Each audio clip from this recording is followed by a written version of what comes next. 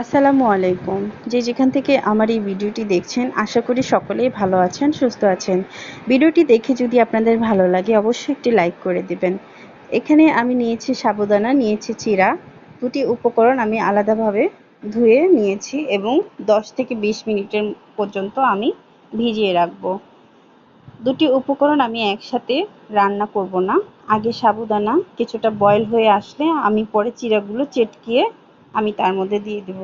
বাচ্চাদের প্রতিদিন ভাত খাওয়া নিয়ে জোরাজুরি না করে বিভিন্ন খাবার ঘরে তৈরি খাবার খাওয়াবেন।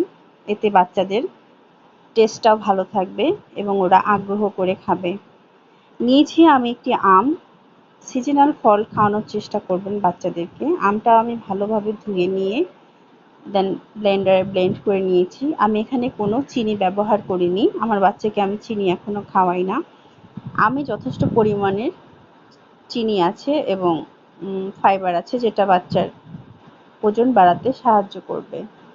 আমি আপনাদের কাছে আবারও রিকোয়েস্ট করছি, আমার ভিডিওটি ভালো লাগলে অবশ্যই একটি লাইক করবেন। আমি বাচ্চাদের ওয়েট বাড়ানোর জন্য যেটা দ্রুত কাজ করে সেই রেসিপিগুলো আমি আপনাদের সাথে শেয়ার করি, যেটা কিনা আমার বাচ্চাকে প্রতিদিন দিয়ে থাকি। মাঝে মধ্যে অসুস্থতার কারণে আমি হয়তো ভিডিও দিতে পারি না, স্কিপ হয়ে যায় অনেক ভিডিও।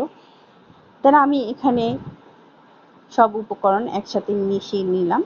আপনারা এখানে চাইলে ফর্মুলা মিল্ক এবং যেটা আপনার বাচ্চারা ফর্মুলা মিল্ক বা ব্রেস্ট মিল্ক যেটাই খায় না কেন এটার সাথে অ্যাড করতে পারবেন।